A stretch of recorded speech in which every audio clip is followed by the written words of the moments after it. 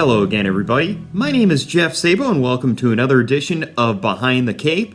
As you can probably tell by my Darth Vader hat, I'm going to be reviewing Star Wars The Last Jedi, and then also one day ago, my goodness gracious, it was actually on December 14th, for those of you tuning in at a later date, Disney ended up acquiring Fox, which I'm going to have a little bit more details on that in just a few minutes. But first, let's start off with one of the most anticipated movies of this year, Star Wars The Last Jedi. Yoda's going to be part of this as well, and then also BB-8. Anyway, for those of you looking to go see the movie, a couple words of caution. Number one, just be patient with the storyline. It doesn't move as quickly as The Force Awakens does. It doesn't really move as quickly as, Episode 6, The Return of the Jedi. Be a little bit patient with this one. Kind of go in with a mindset that you did with Rogue One, where there was a lot of build-up throughout that one. And then also Episode 3, Revenge of the Sith. Got to keep in mind with Revenge of the Sith, there's a lot of build-up in that one. And then the whole point of the story goes toward, the whole climax of the story gets built towards the end. So kind of going with that type of mindset before watching this one. This one, a lot more story to it, a lot more dialogue, which kind of explains a little bit of the history of Luke Skywalker, Kylo Ren, and also a little bit of Rey. I'm not going to give away too many spoilers, but for those of you who are worried, Jar Jar Binks is not in the film. Okay, I apologize if I just spoiled something right there, but I just want to get that out of the way. Jar Jar Binks does not make an appearance. So I just want to give you a quick heads up about that. But BB-8, still true to his form. He is in the film all throughout and also has a pretty big role in some of the scenes. So overall, I thought it was a pretty good film. You got to really be patient with it. It's really more of a build-up towards the climax at the end, where there are some surprises throughout the story in there, where you got to be patient. You just got to wait to see how everything plays out. They did go a couple different directions I didn't expect them to go in, but hey, with it being Star Wars, you just never know what's going to happen. And then also keep in mind, this is one of Carrie Fisher's last films that she did, and she did a remarkable job as Princess Leia once again. And then they do take a little bit of a darker tone with Luke Skywalker, where apparently Mark Hamill really wasn't happy about that. However, you got to keep in mind, the character is supposed to be much older, and they do explain a lot of that as the film goes on. So just kind of be patient with that and just kind of see how it all plays out. And then also stay up. I know there are a lot of user reviews on IMDb that really weren't very favorable to the movie. They're saying, oh, Disney destroyed it. Oh, Disney didn't do a good job. Don't pay attention to those. Personally, I thought it was really good. I thought it had a great ending to it. I thought it had a pretty big build-up for Episode 9, which is going to come out in 2019. So as Yoda would say, like it, you will. So I would definitely recommend it. Not as good as The Force Awakens, but still an incredible movie to see. And then obviously it would be Yoda approved and also BB-8 approved. Now, I'm going to switch topics a little bit. Okay, obviously Star Wars, owned by Disney. I'm still going to stick within the whole Disney idea or the whole Disney storyline right here.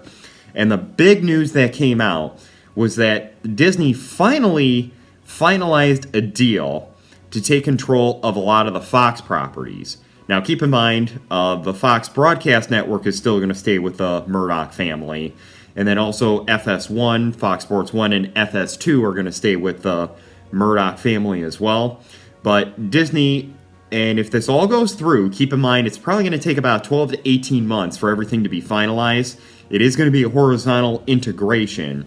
So you got to keep in mind that there may be some legal aspects to this as well. And also the FTC may get involved with this one.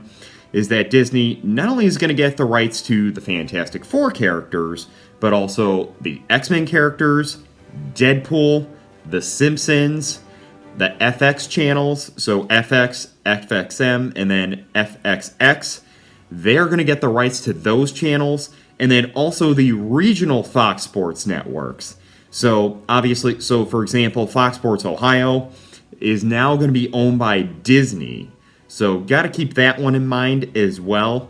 And then a lot of people are wondering what's all going to happen, what could all play out in this. Kind of keep in mind, before everything is finalized, there is going to be a lot of legal work that's going to go into this. Business-wise, from a business standpoint, it is pretty understandable that why Disney would make this acquisition. They do get a lot of properties. Bob Iger obviously hit the jackpot with not only getting Star Wars, but also getting the Marvel Comics characters as well several years ago, which has really helped Disney rebound. And then also keep in mind that, the FTC, they may have to get involved due to the fact that it is going to take it from 6 studios down to 5.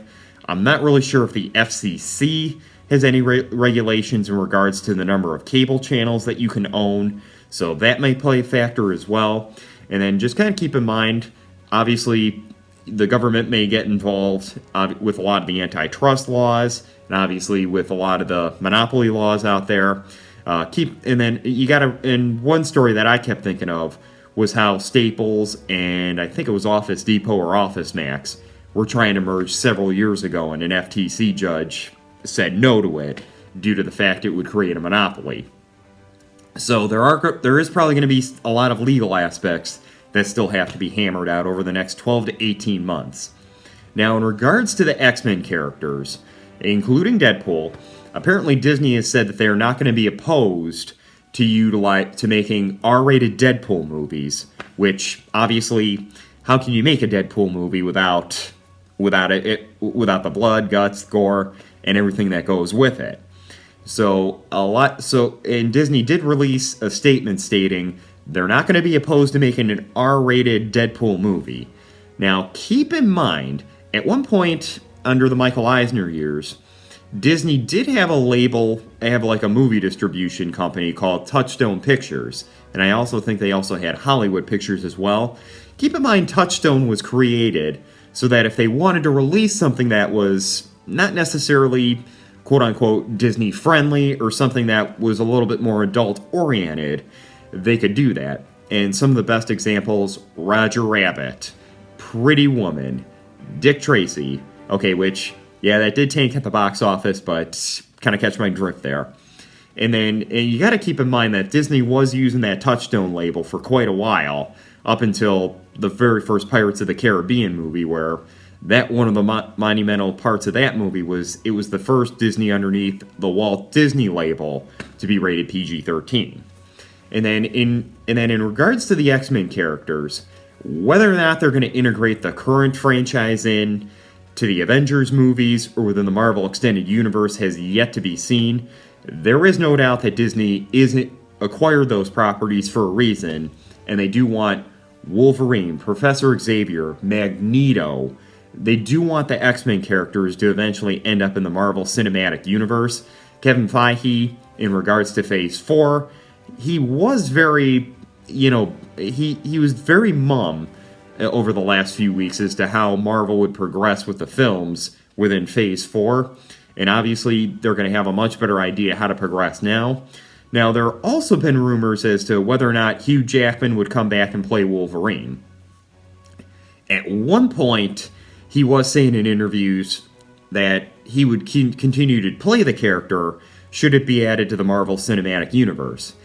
That can technically happen, and about 10 years ago, Jackman did express interest in appearing either in the Iron Man movies or in the Avengers movies, but obviously it couldn't happen due to the legal ramifications. Now, when promoting The Greatest Showman, which that does going to come out around Christmas, that's, about the circus, I believe B.T. Barnum, Jackman did give an interview that kind of hinted that he is still done with the role of Wolverine, that had this occurred 10 years ago, he would have been more for it. But due to the fact that obviously he's moved on from the role, he really wanted Logan to be his last go around with the character. He really kind of indicated that it was time to pass the torch. Now, Scott Eastwood, Clint Eastwood's son, months ago was rumored to be possibly auditioning for the role or being considered for the role. We're going to have to wait to see how it all plays out. My personal feeling is that they're going to have to reboot the X-Men franchise just so that the storylines make sense and just so that it could easily be more integrated within the Marvel Extended Universe. The only other idea I really had was they could go to a multiverse very similar to what DC does, but that adds a lot of... that can be very confusing.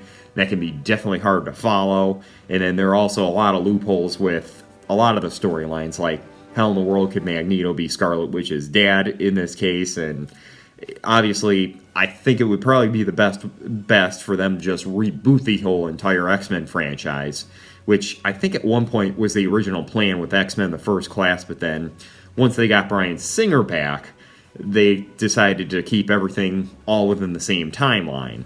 And obviously, I think we're going to see a reboot in place, and I think we're going to slowly start seeing some of the X-Men characters within Phase 4 of the Marvel movies. So obviously, huge news coming out of there with Disney acquiring the Fox properties. Now, I don't have any other information on how they would use The Simpsons, how they would use some of the other properties. There was even a rumor that supposedly they own like the broadcast TV rights to Batman, which still looking into that. I'm not 100% sure on that one, if that one's really true, because Batman obviously owned by Warner Brothers and DC. I don't think Disney would really have much of a stake in that one. And then also keep in mind that there also are some legal ramifications with the Fantastic Four characters, where apparently there's like a production company that still owns part of the rights. Keep in mind, Disney's paying $600 billion to acquire these properties. They could easily buy that out as well. And then I think it would also be a great way to include the Fantastic Four into the Marvel Extended Universe also. Got to keep in mind, the last Fantastic Four movie tanked at the box office, was not very well liked by the critics.